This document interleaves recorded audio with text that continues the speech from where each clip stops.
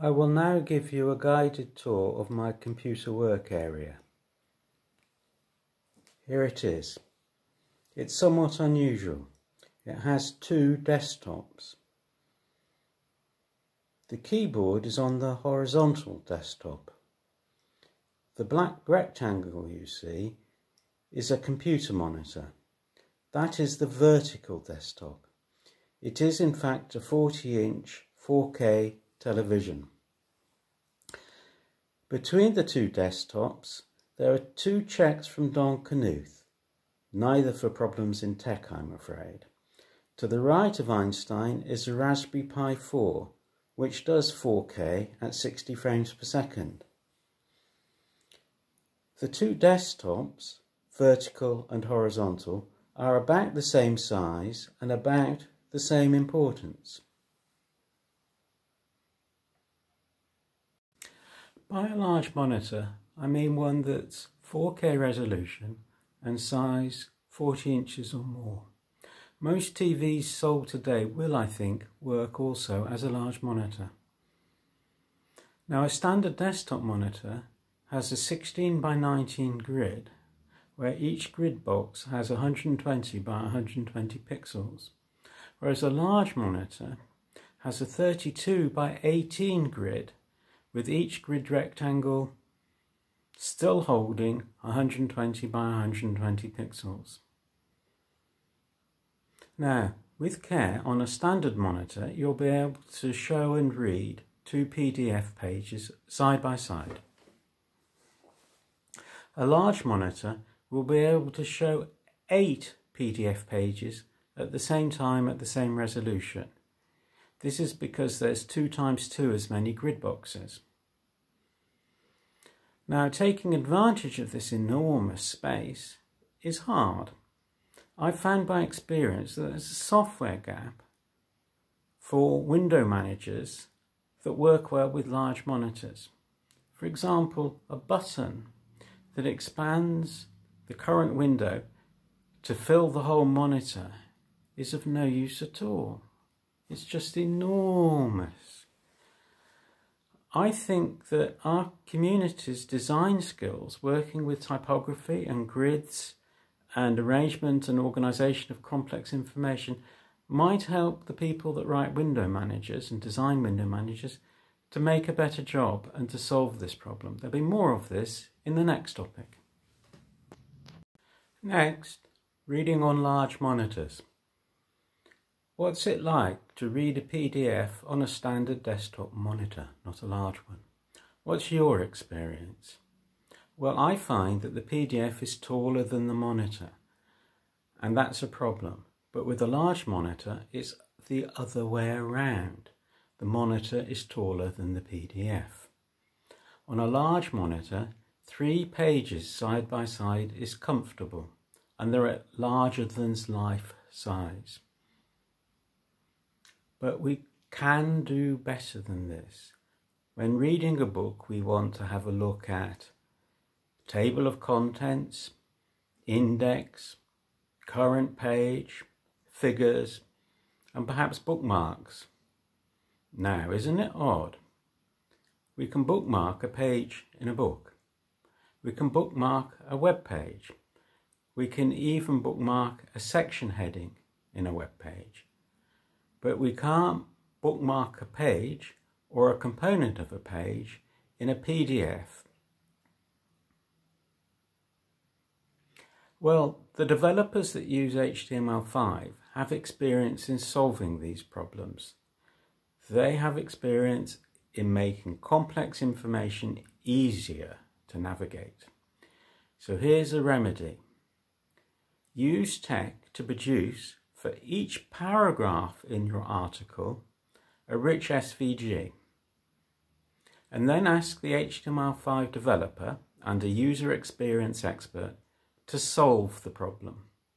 We supply the information, they provide the solution to the usability problem.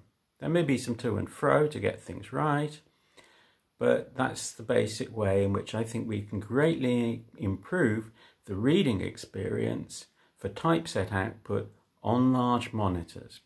And over time, this will develop. When you do typography, the first thing you ask is, what is the size of the page? When we do typography for a monitor, we ask, what is the size of the monitor? We have a large one, or at least I do. Next, LaTeX syntax check. We want to help users avoid the pit of despair that is complicated tech error messages. In fact, I might find it useful sometimes myself. Having this checking will really help us retain and advance new users. Sarah Lang's talk yesterday encouraged me to talk about this. I hope she thinks it's a good idea. So what's the user experience we want to have? We want syntax errors to be detected before tech is run, and perhaps even as the author types, to provide feedback as to where the author is. The checker should report errors and suggest remedies. In particular, it should be able to fix the document left to itself if that's what the author wants. And we want users to report syntax errors that haven't been caught to developers. Every time a user gets a syntax error that we haven't caught, there's an opportunity for us to improve the software. And finally, in something like MathJax, when you type \frac, when we get to the C, we have a defined control sequence that takes 2 arguments, but they haven't been supplied. So in the display, why not produce a fraction with question mark over question mark? In other words, we fix the error before it gets to the MathJax processing. Now, some words about the implementation, because I don't think it's that hard once you approach it in a sensible way. As we build the parse tree, we keep a record of how to get out. That's it. Every time the parse tree is changed, we keep a record of how we're going to get out of the problem that the user has created. It's all a bit like using a length of string trailing behind you as you go into the maze so you can find the way out again. Or if you prefer, leaving a trail of breadcrumbs behind you, as in the tale of Hansel and Gretel in their wandering in the forest. Next, standard LaTeX mathematics. This affects users who work both on web content and on PDF. This is a continuation of the previous topic, the syntax checker. MathJax and traditional LaTeX mathematics are not always exactly the same, and this can cause problems. For example, copy and paste might not work or give a surprising result. And it's also more to remember, because the differences have to be remembered by the people who work in both areas. And it also means more documentation exists that duplicates itself. It's more documentation to read and to write and to search for. So the remedy is a checker, as before. Wouldn't it be great if the LaTeX team and the people that develop MathJax could agree on a standard for LaTeX mathematics? The stuff that meets the standard will work identically in both areas. Now, this will be harder to implement than the LaTeX syntax checker. It's a deeper matter. And even if we don't do it completely, making progress will help. And I think this is a problem worth tackling. I think its results will be worthwhile and will have a long-term benefit for our community and for our users. Next, accessible formulas. Here, the user is a student with a disability. Sometimes a whole document is accessible, or can be made accessible, except for a few islands of mathematics. For example, suppose a biology course on population growth might rely on some key equations. Not many equations, but they're really important and they're what we want the student to understand as part of the course. Now, the whole document very often can be made completely accessible via standard automated methods, except the mathematics, which is unfortunately absolutely crucial for understanding the material. So this will delay publication of the accessible version of the documents until a human being has resolved the problem with the mathematics. So, what's the user experience? The user is a student with disability and their experience is nothing. Or rather, they get the stuff much later, significantly later, than the able students. So their experience is frustration, and regarding accessibility provisions, perhaps they've been let down. So what's the remedy? Well, this won't fit every case, but for use on web pages, produce the mathematical formulas as accessible SVG and make sure that the framework that provides accessibility on web pages also provides accessibility for the SVG, which is not a dumb graphic, it's part of the web page. Now, this is often much easier than making the whole document an accessible PDF. Sometimes accessible PDFs are the right solution, sometimes going with what people are already using, and if it's web pages is the best thing to do. I should say that my opinions on this are based on my work and experience at the Open University in the United Kingdom, which is the UK's largest provider of distance learning with a large number of disabled students.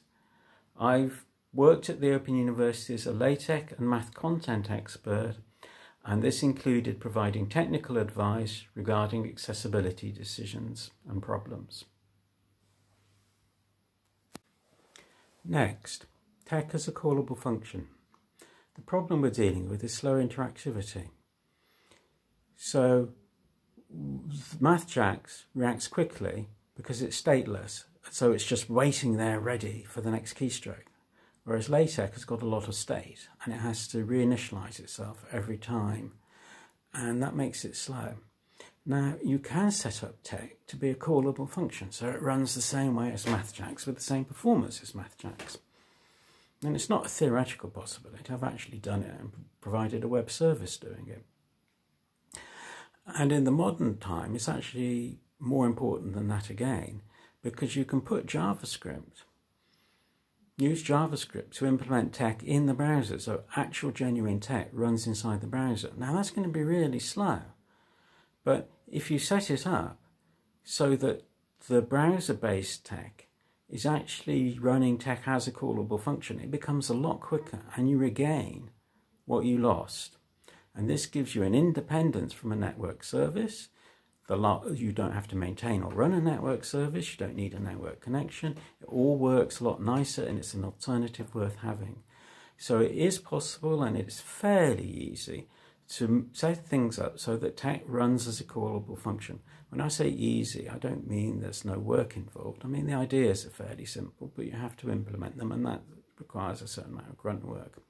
If you want to know more about this, you'll find them in my article, TeX as a Callable Function, which is in the proceedings of the 2001 EuroTech conference, where I gave a talk about this and a live demonstration, as I recall. Also related to this, a project I did called MathTran, which is where I actually implemented it as a web service. In 2001, it was just a concept. I got external funding from JISC for the MathTran project, which is something I'm really grateful for. I also got some internal funding from the Open University. So, TeX as a callable function, proceedings of 2001 EuroTech, and also search for MathTran, which is unfortunately no longer live as a service, but maybe one day I'll reinvigorate it. Next, value-added typesetting. When we typeset, there's a source document and an output document. Value-added typesetting is when the output document contains all the information that is in the source document and some more information. you can perhaps think of it as the source document annotated with where the line breaks are and where the page breaks are. So value-added typesetting is where we can get the source document back out of the original document. Now, what LaTeX 3 projects are wanting to do regarding accessible PDF is an example of this. We have the source document, and the information that is presently lost when you go through the typesetting process, they want it to be preserved and transformed and then placed into the resulting PDF so it's accessible. So what they're doing is actually value-added typesetting. Well, actually, this can be done quite easily today, but not by LaTeX. It requires a different way of thinking. The way of thinking is that you start with value-added typesetting as being your first goal, and you achieve that goal. And then you add whatever formatting and other material that you want to do, such as giving fonts and other things, as you go along. In other words, you don't retrofit it, you start it from the very beginning as being value-added typesetting, and then you add the typography stuff that you really want. Now, I've written about this already, and this is the place to go. Is my article in Tugboat from 1996, which is a long time ago, but it's still relevant, called Editing DVI Files or Visual TeX. You may not know, DVI stands for Device Independent, and they're a form of file that was TeX output when Don Knuth wrote TeX, because he knew that there were many sorts of output devices, including some that weren't yet invented. And he wanted TeX to be able to work with them all. So not invented at the time of TeX, when Don Knuth wrote TeX, PostScript wasn't invented, PDF wasn't invented, SVG wasn't invented. But DVI will work with all of these by providing a suitable backend that does the translation. So my approach to accessible PDF is first to create accessible DVI, which is largely a typesetting problem and also a manipulation problem, and a data flow problem, and then from the accessible DVI produce an accessible PDF or an accessible SVG, whatever accessible or other outputs that you want. So I think that's enough for that for now. If you want to learn more, go to search for editing DVI files, and you'll get my 1996 Tugboat article. Thank you. Next, LaTeX to XML. This will really help bring LaTeX into the mainstream. Lots of software understand XML. Lots of systems use XML. There are many tools for working with XML. At present, LaTeX itself is pretty much the only thing that understands LaTeX, the markup language. And that's a problem. We want to get back into the mainstream, which has moved on a lot since the 1990s. Now, the syntax checker that I spoke about earlier, and having a standard for LaTeX math, these two together can form a gatekeeper for the transformation process. So if the input meets the gatekeeper, we'd expect there to be good output. And we'll have to develop it, it will work, and then it will work better. Now, I'm a reader of the Blind Math mailing list, and based on what I see there, I'd say that a LaTeX to XML system that doesn't work for all documents, but works for a fairly useful set of documents that have got restrictions, particularly on typography, would be of great benefit to the blind mathematics students and their support staff who are regularly contributing to the Blind Math mailing list. So to summarise, syntax checker and standard LaTeX math are starting points for LaTeX to XML. To begin with, we'll make a small amount of progress and we'll get just a few users. But once it's shown to work, more people will want to use it, and perhaps it will develop into something useful.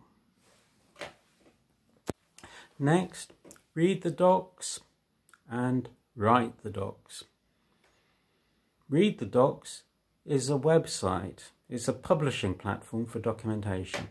You write your documentation in a standard format, and every time you update your GitHub repository, Read the docs will rebuild the documentation and republish them, or you can do it on demand. Write the Docs is an organisation, it's also a website, that holds conferences, and their concern is technical documentation. They know a lot about this stuff. They have a lot of really interesting people doing that, and the conferences have interesting talks. So I suggest that you go and visit the Read the Docs website, and you go and visit the Write the Docs website and have a look at what's going on there. I did that before this conference and found that there had been a talk about LaTeX at the Write the Docs conference. And I was so pleased about that I got in touch with the person that spoke and asked them if they'd be willing to give a talk here. And they said, well, yes, might be willing, but I can't commit because I'm travelling at that time, I think. However, that's enough. I'll stop now and we'll move on to the next topic. Next, and finally, the user experience. We've just seen how important user experience is for guiding and motivating software development. This is the 2020 TeX Users Group Conference, and for the first time it's being held online. Please remember, this is important, that the U in TUG is you, and everyone else who uses TeX, whether or not they're a member of TUG. TUG is for all TeX users. Our experience is important, and it's even better when it's shared. I hope you've been having a good conference. I know I have. And I hope next year many of us will again share and meet, online or in person as appropriate. I hope that we can have a dual conference with an online component and an in-person component for those who can attend, and provided it is safe. So all the best. Thank you for listening to the talk, and I don't have to wish you a safe journey home because you're already at home. Goodbye.